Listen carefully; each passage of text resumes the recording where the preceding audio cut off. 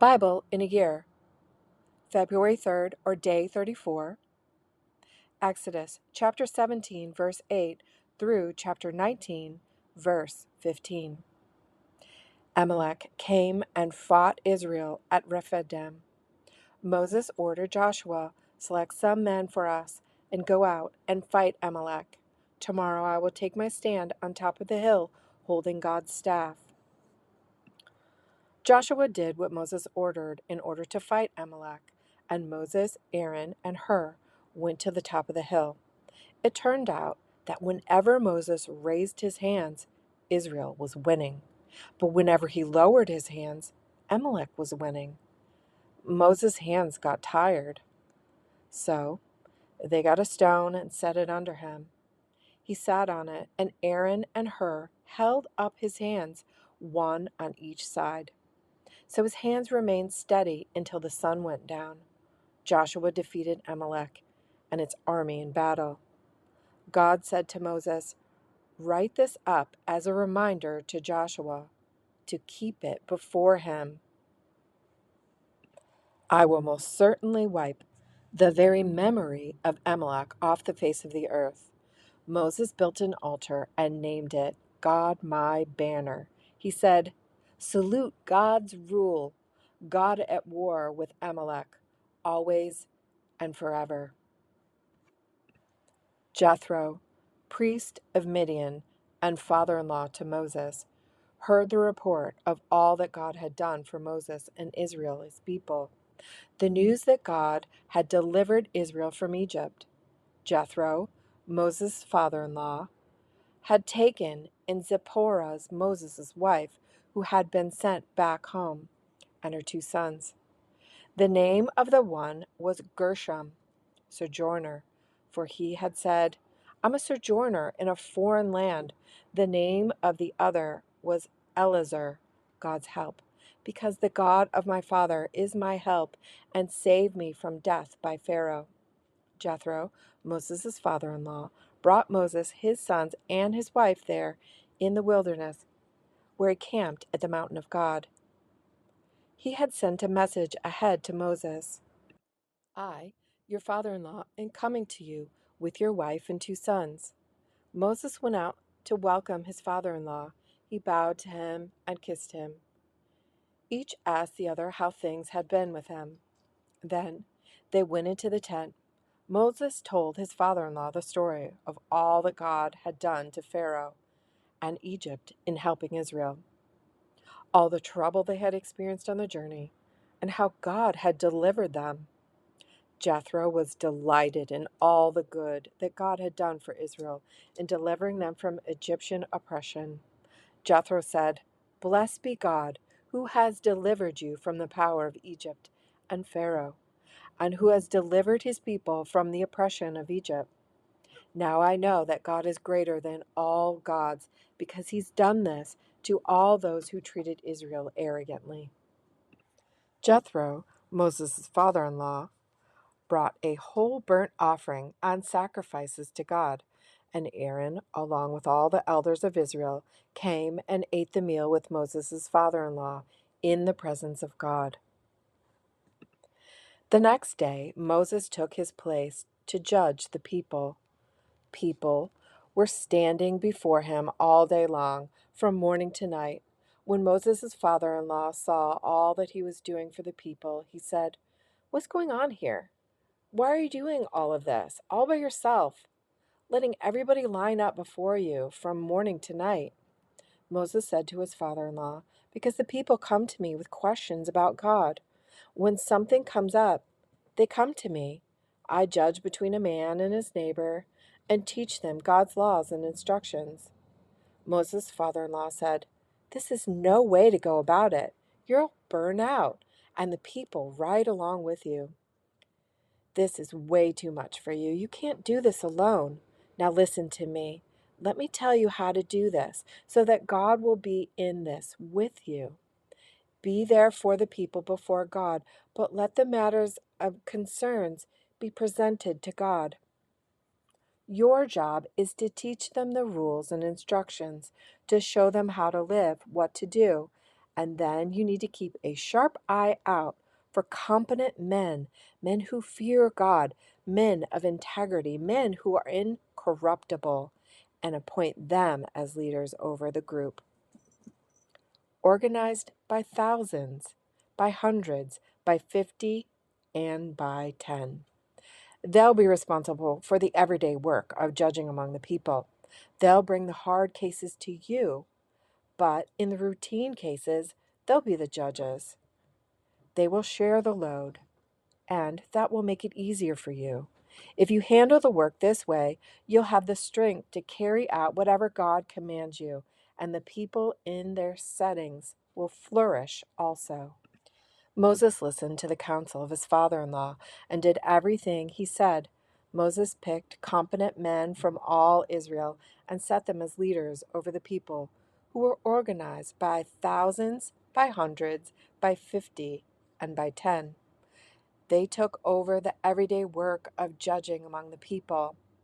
They brought the hard cases to Moses, but in the routine cases, they were the judges. Then Moses said goodbye to his father-in-law, who went home to his own country. 3 months after leaving Egypt, the Israelites entered the wilderness of Sinai. They followed the routine from Rephidim, arrived at the wilderness of Sinai, and set up camp. Israel camped there, facing the mountain. As Moses went up to meet God, God called down to him from the mountain. Speak to the house of Jacob.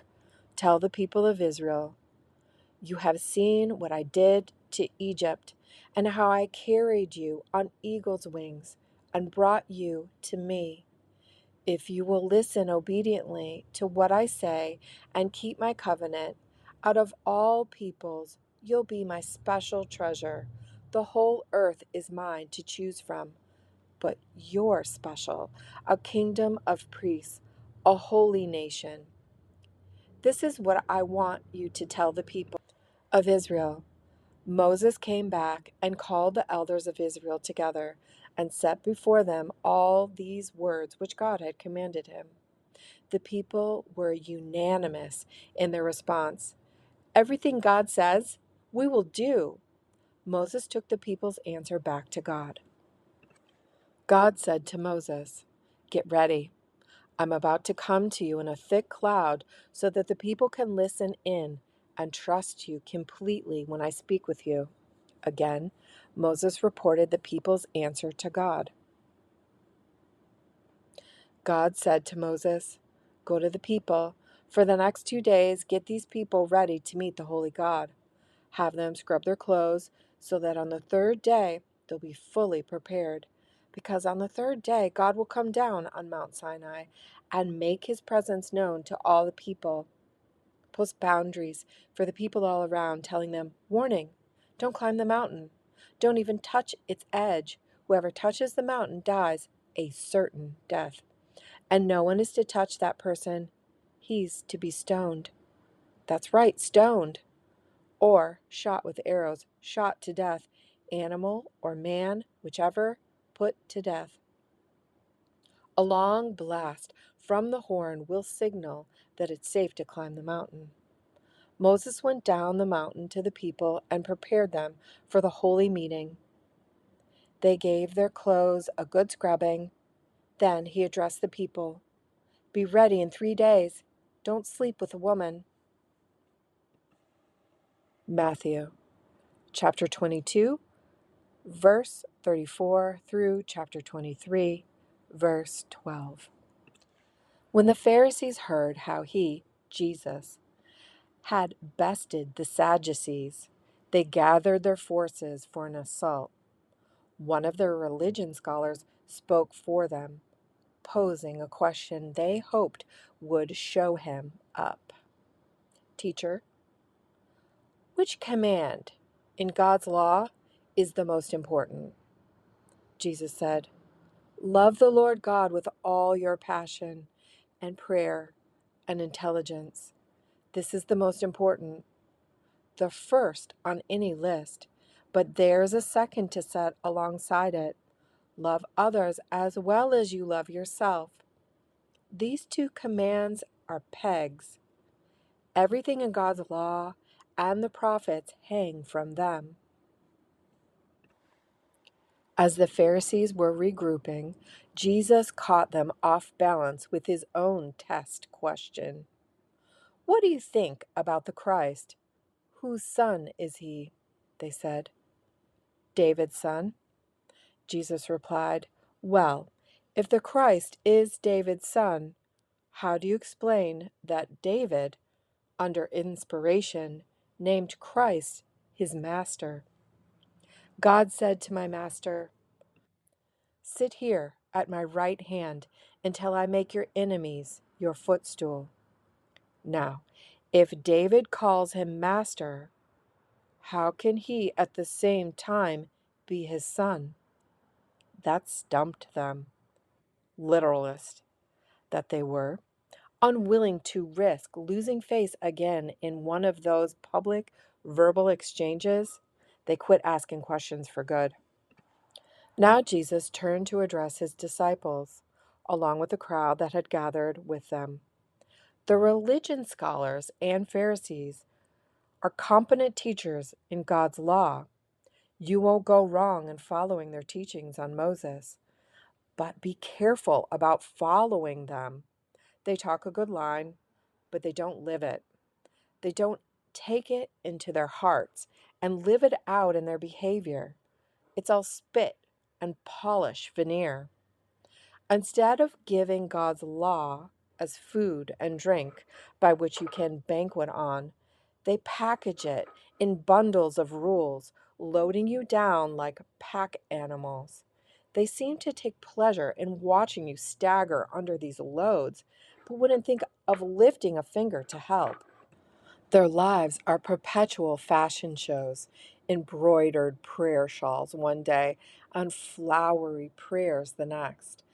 They love to sit at the head table at church dinners, basking in the most prominent positions, preening in the radiance of public flattery, receiving honorary degrees, and getting called doctor and revered. But don't let people do that to you, put you on a pedestal like that. You all have a single teacher, and you are all classmates. Don't set people up as experts over your life, letting them tell you what to do. Save that authority for God. Let Him tell you what to do. No one else should carry the title of Father. You have only one Father, and He's in heaven. Don't let people maneuver you into taking charge of them. There is only one life leader for you, and them, Christ. Do you want to stand out? Then step down. Be a servant. If you puff yourself up, you'll get the wind knocked out of you. But if you're content to simply be yourself, your life will count for plenty. Psalm chapter 27, verse 7 through verse 14. Listen, God, I'm calling at the top of my lungs. Be good to me. Answer me. When my heart whispered, "Seek God," my whole being replied, "I'm seeking Him. Don't hide from me now." You've always been right there for me. Don't turn your back on me now. Don't throw me out. Don't abandon me. You've always kept the door open. My father and mother walked out and left me, but God took me in. Point me down your highway, God. Direct me along a well-lighted street. Show my enemies whose side you're on. Don't throw me to the dogs, those liars who are out to get me, filling the air with their threats. I'm sure now I'll see God's goodness, the exuberant earth. Stay with God. Take heart. Don't quit. I'll say it again. Stay with God. Proverbs chapter 6, verse 24 through verse 35. They'll protect you from promiscuous women, from the seductive talk of some temptress. Don't lustfully fantasize on her beauty, nor be taken in by her bedroom eyes. You can buy an hour with a prostitute for a loaf of bread, but a promiscuous woman may well eat you alive. Can you build a fire in your lap and not burn your pants? Can you walk barefoot on hot coals and not get blisters? It's the same when you have sex with your neighbor's wife. Touch her, and you'll pay for it. No excuses. Hunger is no excuse for a thief to steal. When he's caught, he has to pay it back, even if he has to put his whole house in hock. Adultery is a brainless act, soul-destroying, self-destructive. Expect a bloody nose, a black eye, a reputation ruined for good. For jealousy denotes rage in a cheated husband.